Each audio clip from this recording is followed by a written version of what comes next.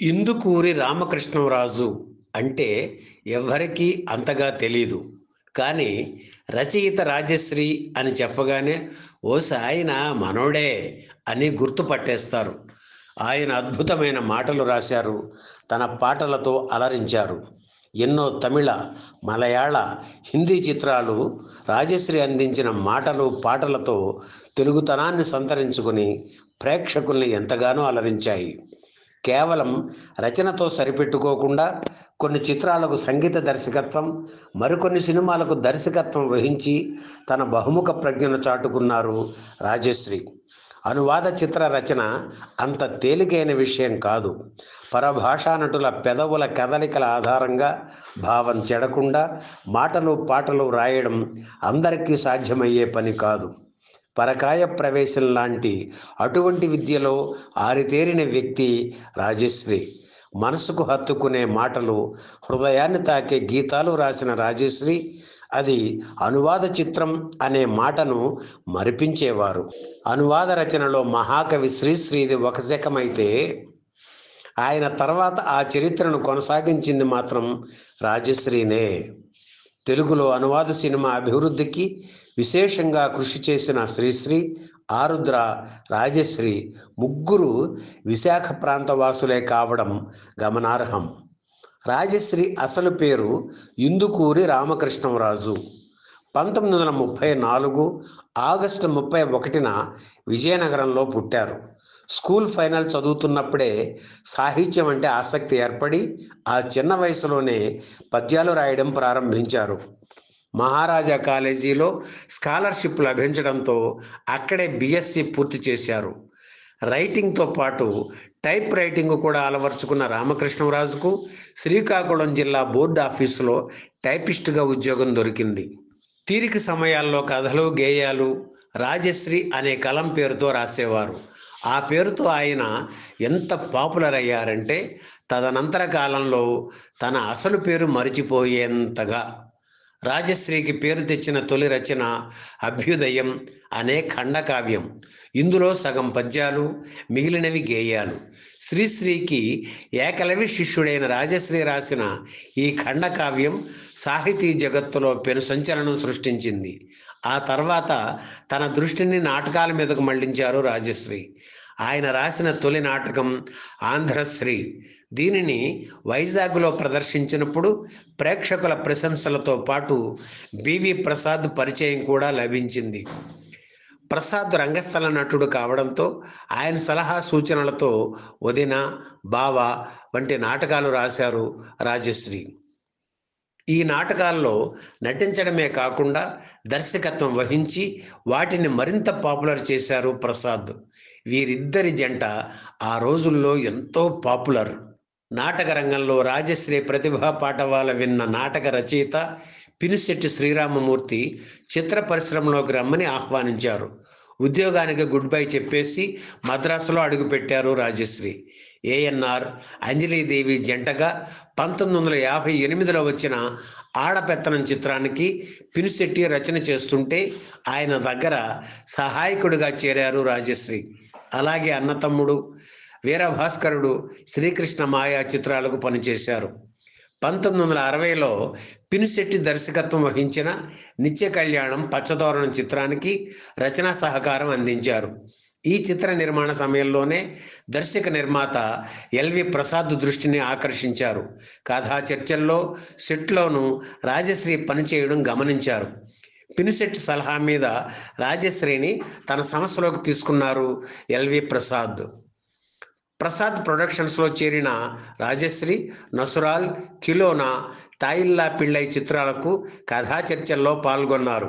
ఆ సమయంలోనే ఆయన మిత్రుడు ప్రసాద్ కూడా ప్రసాద్ ప్రొడక్షన్స్ సంస్థలో చేరారు. ఆ సంస్థలోనే ఉంటూ 1960లో వచ్చిన రమాసుందరి చిత్రంలో ఓహో రాజకుమారి, విధి పగబూని ఎదురాయన అనే పాట రాశారు. గీత రచయితగా రాజశ్రీ పేరు తెరపై కనిపించింది ఈ చిత్రంలోనే. ఈ పాటను ఘంటసాల పాడారు. కాంతారావు హీరోగా నటించారు. బివి ప్రసాద్ 1965లో వచ్చిన సింహాచల క్షేత్ర మహిమ చిత్రంతో దర్శకుడిగా పరిచయం అయ్యారు.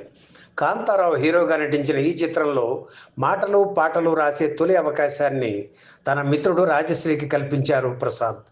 ఈ చిత్ర నిర్మాణ సమయంలోనే సంగీత దర్శకుడు ఎంఎస్ శ్రీరామ్ మూఢనమ్మకాలు అనే అనువాద చిత్రం తీస్తూ రాజశ్రీతో మాటలు పాటలు రాయించారు.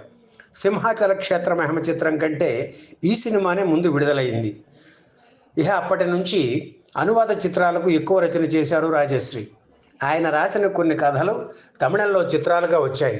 అక్కినేని నటించిన బంగారు గాజుల చిత్రానికి రాజశ్రీ కథ అందించారు. ఈ చిత్రానికి ఉత్తమ కథా రచయితగా నంది అవార్డు అందుకున్నారు. అనువాద రచనలో రాజశ్రీ బాణి ప్రత్యేకంగా ఉండటంతో చాలామంది నిర్మాతలు ఆయన వైపే మొగ్గు చూపేవారు. అనువాద చిత్రాల విజయానికి ఆయన మూల స్తంభంగా నిలిచారు. రచయితగా చిత్ర పరిశ్రమలో మంచి స్థానం పొందిన రాజశ్రీకి హాస్య కథానాయకుడు చలంతో ఏర్పడిన పరిచయం ఆయన సినీ జీవితాన్ని కొత్త మలుపు తిప్పింది. చలం నటించిన సంబరాల రాంబాబు, మట్టిలో మాణిక్యం, బుల్లెమ్మ బుల్లోడు, తులాభారం, దేవుడమ్మ, రాముడే దేవుడు వంటి చిత్రాలకు మాటలు రాశారు. ప్రతి చిత్రంలోనూ 1-2 పాటలు కూడా రాశారు. 1983లో వచ్చిన డబ్బింగ్ సినిమా ప్రేమసాగరం విజయం అనువాద చిత్రాలకు కొత్త ఊపిరి ఇచ్చింది. ఈ చిత్రంలో దర్శకుడు టి రాజేంద్ర పాత్రకు రాజశ్రీ రాసిన ప్రతి మాట తోటాలా పేలింది. ఈ సినిమాలోని చక్కనైన ఓ చిరుగాలి పాట ఆల్ టైమ్ హిట్ సాంగ్గా నిలిచింది. అలాగే నాయకుడు, ఘర్షణ వంటి వందలాది అనువాద చిత్రాలకు రాజశ్రీ రచన చేశారు. గాయకుడు ఎస్పి బాలసుబ్రహ్మణ్యం నటించిన కెలడి కణ్మణి చిత్రాన్ని ఓ పాపా లాలి పేరుతో తెలుగులోకి డబ్ చేశారు. ఈ సినిమాలో 45 సెకన్ల సేపు బాలు గుక్క తిప్పుకోకుండా పాడిన మాటే రాని చిన్నదాని పాటలో రాజశ్రీ ఉపయోగించిన పద ప్రయోగం వింటే హ్యాట్స్ ఆఫ్ అన్నారంతా. పెదాల కదలికకు అనుగుణంగా పదాలు రాయటం ఒక్కడే డబ్బింగ్ కాదని, సన్నివేశానికి భావానికి తెలుగుతనం తేవాలని రాజశ్రీ అనేవారు. 10 మందికి అర్థమయ్యే తేలిక భాష వాడాలని చెప్పేవారు. ఈ సూత్రాల్ని పాటించడం వల్లే రాజశ్రీ అనువాద చక్రవర్తిగా పేరు తెచ్చుకున్నారు. నిజం చెప్పాలంటే సంగీత దర్శకుడు కావాలనే కోరికతో మద్రాసు వెళ్ళారు రాజశ్రీ. అయితే అనుకోకుండా రచయిత అయ్యారు. సంగీత దర్శకత్వం వహించాలన్న ఆయన కోరికను దర్శకుడు దాసరి తీర్చారు. ఆయన దర్శకత్వం వహించిన ఎంకన్నబాబు, మామా కోడలు చిత్రాలకు రామకృష్ణ రాజా పేరుతో సంగీత దర్శకత్వం వహించారు రాజశ్రీ. అలాగే చదువు, సంస్కారం, నిజం నిద్రపోదు, ఓ ప్రేమ కథ చిత్రాలకు దర్శకత్వం వహించి తన ప్రతిభ చాటుకున్నారు రాజశ్రీ. 1994 ఆగస్టు 14న ప్రభుదేవ హీరోగా నటిస్తున్న తొలి చిత్రం కోసం వింతలోకంలో మనం విహరించేదెప్పుడు అనే పాట రాసి భోజనం చేసి వస్తానని నిర్మాత ఏఎం రత్నముకు చెప్పి ఇంటికి వెళ్ళిన రాజశ్రీ తిరిగి రాని లోకాలకు వెళ్ళిపోవడం విషాదకరం. రాజశ్రీ ఇప్పుడు మన మధ్య లేరు, కానీ ఆయన రాసిన పాటలు, మాటలు ఇప్పటికీ అలరిస్తూనే ఉన్నాయి. ఎన్టీఆర్ నటించిన మా దైవం చిత్రంలో ఒకే కులం, ఒకే మతం, అందరూ ఒకటే అంటూ సాగే పాట ఇప్పటికీ కులమతాలకు అతీతంగా చర్చలు సాగే సమయంలో వినిపిస్తూ ఉంటుంది. అలాగే చలం హీరోగా నటించిన దేవుడమ్మ చిత్రంలో ఎక్కడో దూరాన కూర్చున్నావు, ఇక్కడి మా తలరాతలు రాస్తున్నావు పాటలో పెరుగుతుంది వయసని అనుకుంటాం, కానీ తరుగుతుందని ఆయువు తెలుసుకోము అంటూ జీవిత సత్యాన్ని గొప్పగా చాటారు రాజశ్రీ. అలాగే ఆయన రాసిన కురిసింది వాన నా గుండెలో నా పాట వాన పాటల్లో ప్రత్యేక స్థానం పొందింది.